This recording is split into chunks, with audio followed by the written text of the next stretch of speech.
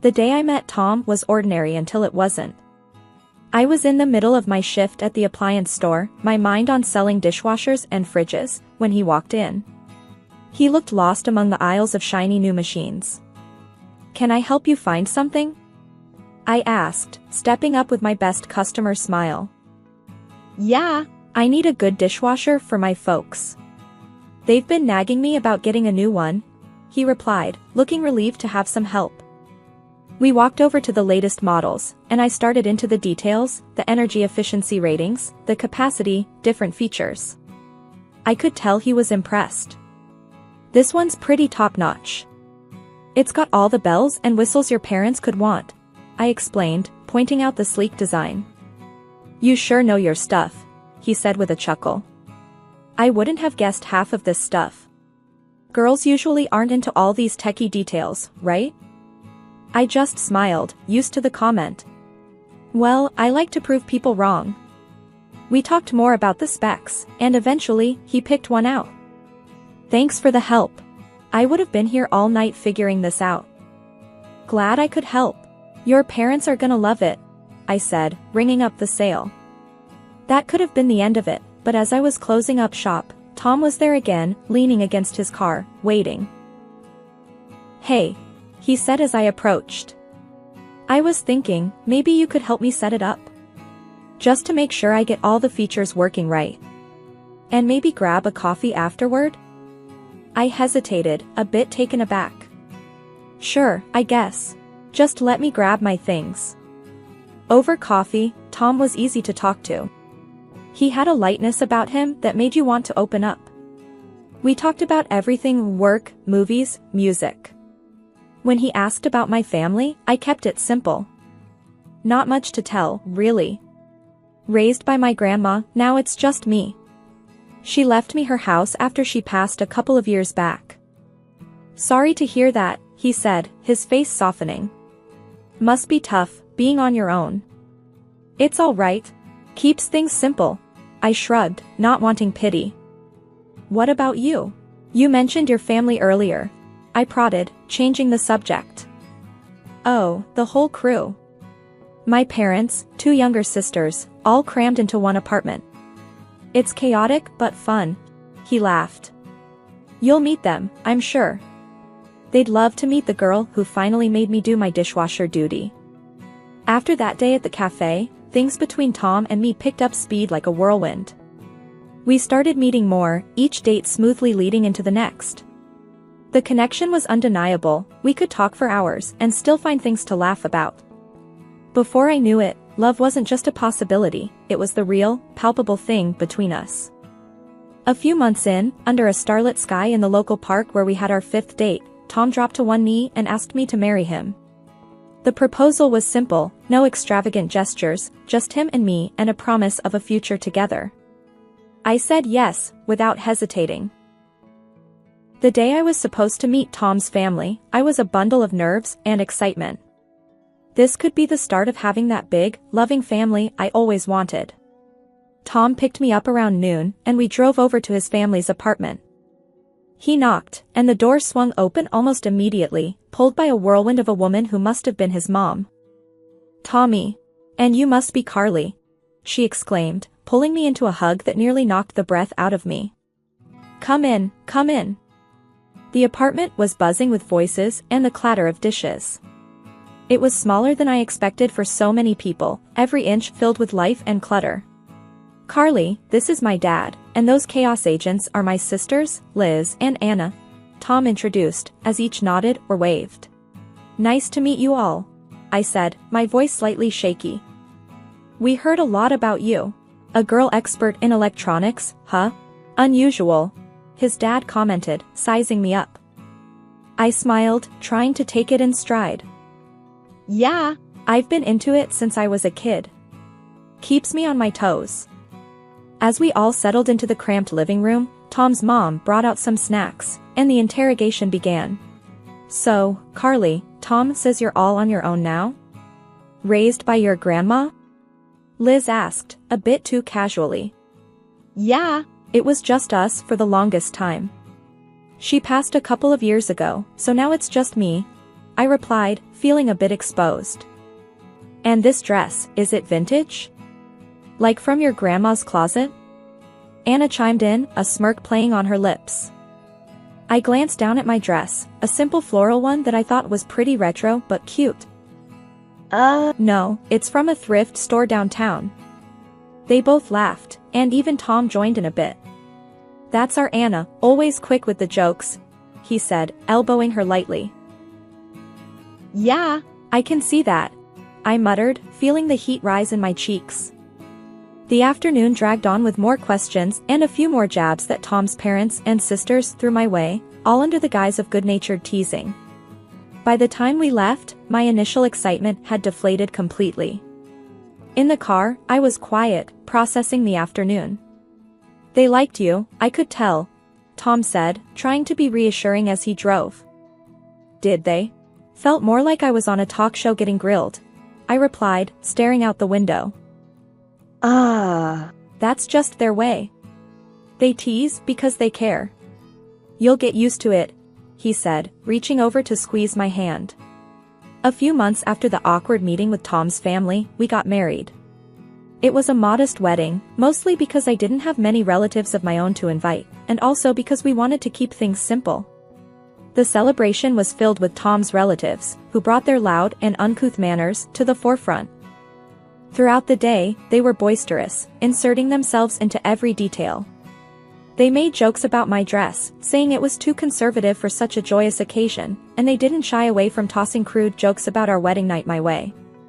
I tried to brush it off, laugh along, but each comment chipped away at the joy I should have felt on my day. Tom noticed I was getting uncomfortable, squeezed my hand under the table, and whispered, "Just a few hours, we'll get through this together." His words were meant to comfort, but the promise of a together was starting to feel heavier than I expected. It hadn't been long since we moved into my house, a place I cherished for its peace after a long day of work. But that peace was quickly shattered one afternoon when I came home to find lights blazing through the windows. Confused, since Tom was supposed to be at work, I pulled out my phone and dialed him. "Hey, I'm outside the house, and the lights are on. Did you leave them on by accident?" I asked, key in hand, hesitating at the door. "No, I gave Liz my key. She wanted a quiet place to study." Tom's voice came through nonchalantly. I unlocked the door and pushed it open, my heart rate picking up. "You what? Why didn't you ask me first?" "She's my sister, babe. It's not a big deal. Gotta go, talk later," he said before hanging up. Stepping inside, I found Liz sprawled on the couch, my laptop open in front of her. The room was a mess, snack wrappers everywhere, cushions askew.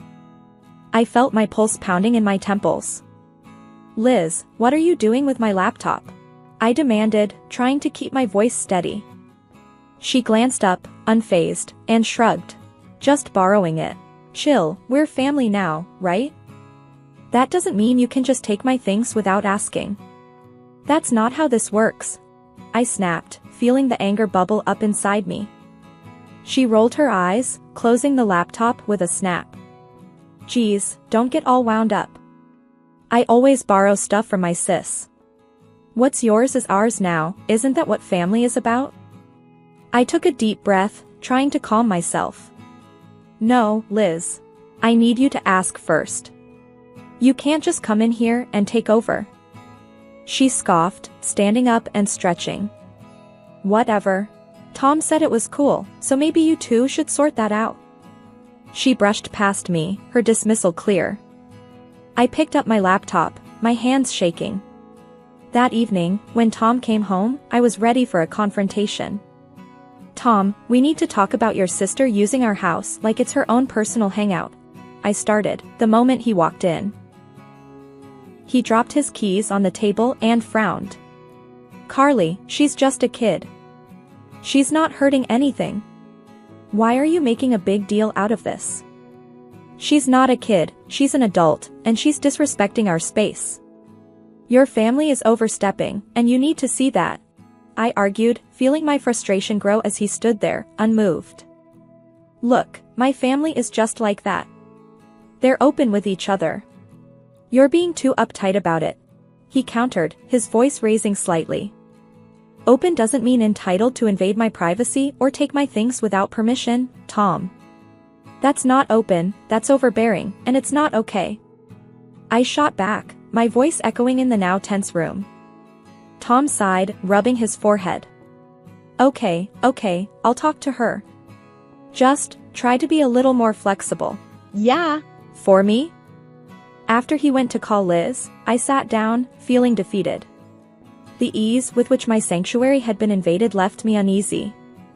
I had always valued my space and privacy, but now I wondered just how much of that I'd have to give up.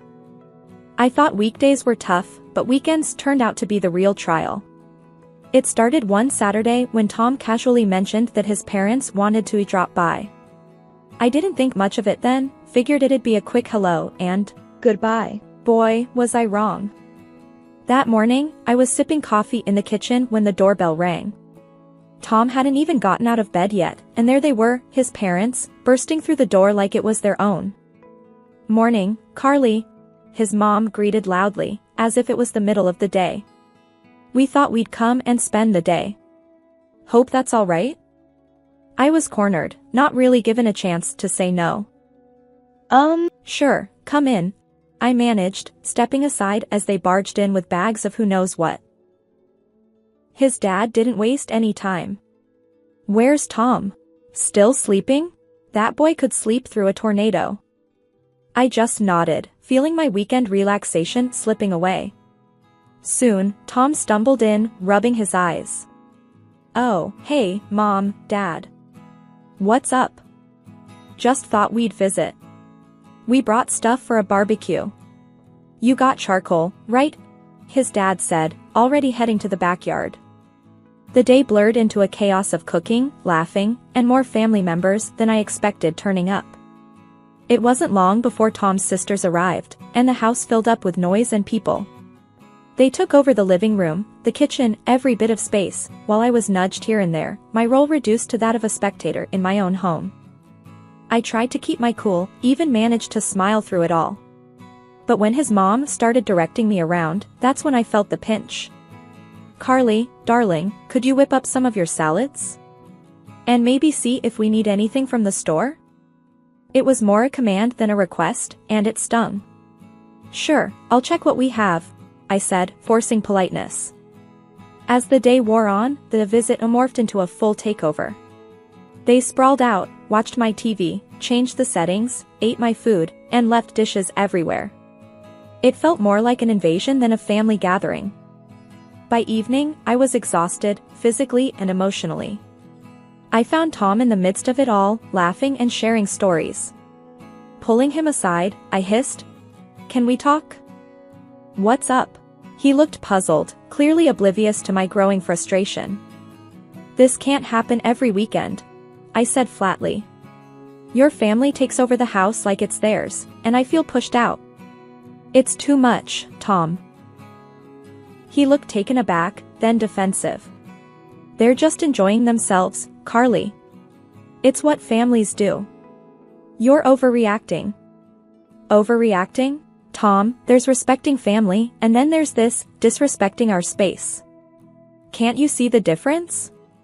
My voice was rising, tension tightening my throat. He didn't respond, just nodded slowly, looking more at the floor than at me. The rest of the evening I moved through the motions, cleaning up after his family, feeling more like a maid than a wife or even a guest at this wild family circus.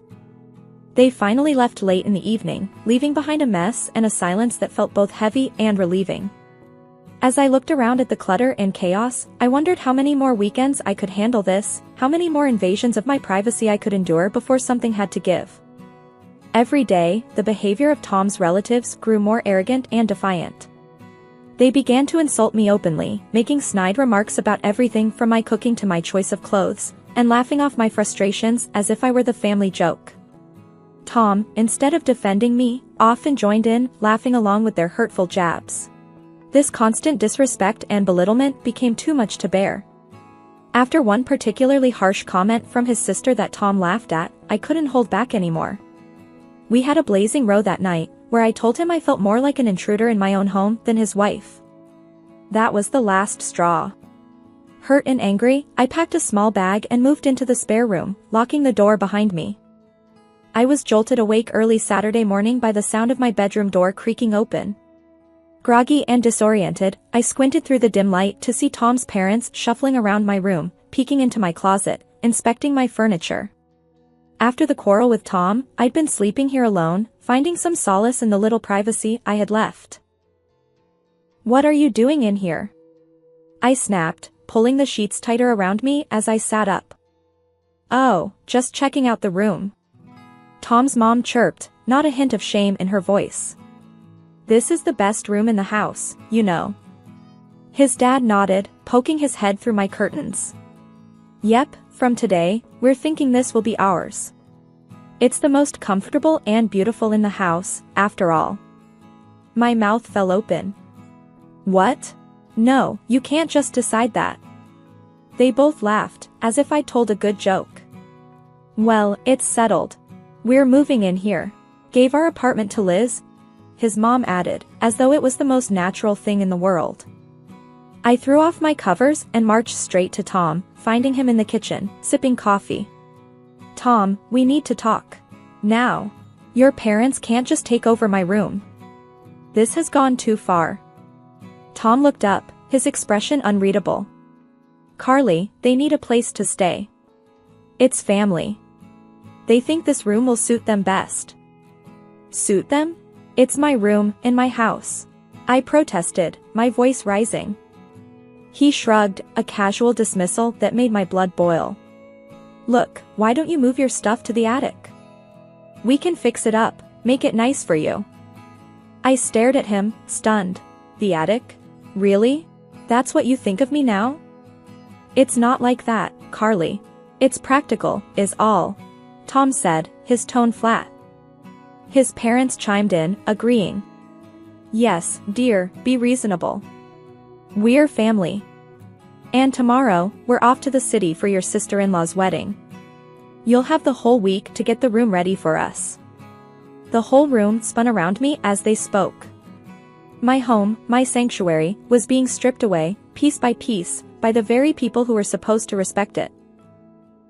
As soon as the front door closed behind Tom and his parents, the silence of the house felt like a heavy blanket had settled over me. I was alone, finally, but the weight of what had transpired sat thick in my chest. They were gone for the week, and the thought of them returning to claim my room, the best part of my sanctuary, made my stomach churn. I paced the living room back and forth, my thoughts racing. This wasn't just about them taking over my space, it was about respect, and it was clear I wasn't getting any. Every corner of the house reminded me of the dismissals, the laughter at my expense, and Tom's complacency. Enough is enough, I muttered to myself. The decision crystallized in my mind with a clarity that surprised even me. I wasn't going to be pushed around in my own home anymore. First things first, I needed to secure my house. I called a locksmith, explaining the urgency. I need all the locks changed. Today, if possible. The locksmith was understanding and promised to be there within the hour. As I waited, I gathered Tom's and his parents' belongings. It felt surreal, packing up their things like I was erasing their presence from my life. But with each item I placed into the boxes, I felt a bit more of my resolve hardening. By the time the locksmith arrived, I had piled everything neatly by the door. I explained what I needed, and as he worked, changing lock after lock, I felt the first true wave of relief wash over me. "Are you sure about this, ma'am? They won't be able to get back in?" the locksmith asked, a final confirmation before he finished. "I'm sure. Thank you," I replied, my voice steady. With the house secured, I stood outside, looking at the pile of their belongings. It was done. I'd taken the first real step towards reclaiming my life. But I knew this was just the beginning, there would be fallout. When they returned a week later, the confusion and anger on their faces as they found themselves locked out were exactly as I had anticipated. Tom was the first to react. "Carly, what the hell is this? Why are our things outside?" he shouted from the other side of the door, his knocks loud and persistent. "This is my house, Tom. I told you, I'm done being disrespected," I shouted back, not opening the door. You can't just lock us out. This is my home too, Carly. His voice cracked with a mix of anger and desperation. It was my home before it was yours, and I'm taking it back. I suggest you take your things and leave before I call the police, I replied, stepping back from the door as his banging grew more frantic. There was a moment of silence, and I wondered if he'd left, but then he spoke again, his voice lower, almost pleading. Carly, please. Let's talk about this. We can sort things out. No, Tom. It's too late for talking. I've made my decision. Please, just go. The finality in my voice seemed to reach him, and the sounds from outside started to fade. They were taking their things. It was over. After a few days, my phone was bombarded with messages and calls from Tom. He was begging, saying anything to get me to let him back into the house. But it all just seemed like he was looking for convenience, not really about making amends. He missed the comfort, the space, not the respect and love that should have been the foundation of our marriage. One afternoon, while I was tidying up the remnants of what used to be our shared life, there was a loud knock at the door. I opened it to find Liz, Tom's younger sister, her face twisted in anger. You've ruined everything, she yelled the moment I cracked the door open. Because of you, we're all crammed back into that tiny apartment. I can't even have my boyfriend or friends over anymore. I stood there, door half open, feeling a mix of anger and pity. Liz, this isn't my problem. You need to leave. She tried to say more, her words sharp and accusing, but I wasn't having any of it. I pointed firmly towards the street. Go. Now. This is my home, and you have no right to come here and blame me for your issues. Liz huffed, mumbled something under her breath, and stormed off. I shut the door with a resounding thud, leaning against it as I let out a long sigh. It seemed like the chaos would never end. The real test came a few days later. I was walking home from the grocery store when I heard familiar voices calling out my name. It was Tom's parents, waiting for me at the end of the street. As soon as I was in earshot, they started hurling insults. You selfish, stupid girl. Look what you've done to our family. His mom shouted, her finger wagging in my face. You think you're better than us, keeping that house to yourself. His dad chimed in, his voice booming down the street. I stood there, groceries in hand. I did what I had to do for my own peace. You should leave now, I said calmly, though my heart was racing. That's right, you greedy. But before they could continue, my neighbor, Mr. Jacobs, who'd been trimming his hedge, stepped towards us. Hey. That's enough. I won't have this shouting in our street. Leave her alone, or I'm calling the police. Tom's parents glanced at Mr. Jacobs, then back at me, and without another word, they turned and hurried away. I muttered a thanks to Mr. Jacobs, who gave me a supportive nod before returning to his hedge. After the divorce was finalized, I put Tom and his family firmly in the past. I heard through friends that they were back in their cramped apartment, squabbling constantly among themselves. Life after Tom was quieter, simpler. I reclaimed my house and my life, painting walls, changing furniture, making everything mine again. One sunny Saturday, I decided to throw myself into gardening, a hobby I'd neglected for too long. As I was pulling weeds and planting flowers, my neighbor, Mr. Jacobs, leaned over the fence.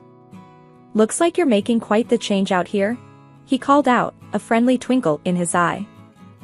Yeah, I figured it was time to spruce things up a bit. Make it feel like new, I replied, wiping sweat from my brow. Need a hand? I've got some tools that might help, he offered. Actually, that would be great. Thank you, Mr. Jacobs, I smiled, grateful not just for the tools but for the company. As we worked side by side, Mr. Jacobs shared stories of his own life changes and challenges, making me feel less alone in my journey. You know, Carly, starting over isn't a sign of giving up, it's a sign of being strong enough to move forward, he said, patting down some soil around a new plant. I nodded, feeling the truth of his words settle in. I'm starting to see that. It's tough, but I guess it's worth it. After Mr. Jacobs left, I sat on my porch, sipping tea, and really looked at my garden, my home. It was transforming, and so was I. The sense of peace was new, hard-won, and deeply cherished. That night, I made dinner for myself, a simple meal enjoyed at my kitchen table by the window. The house was quiet, but it was a good quiet, filled with potential and new dreams. I was on my own, yes, but I was truly myself again, stronger and surer than before. Life had thrown me curves, but here I was, ready to face whatever came next with a brave heart and a clear mind.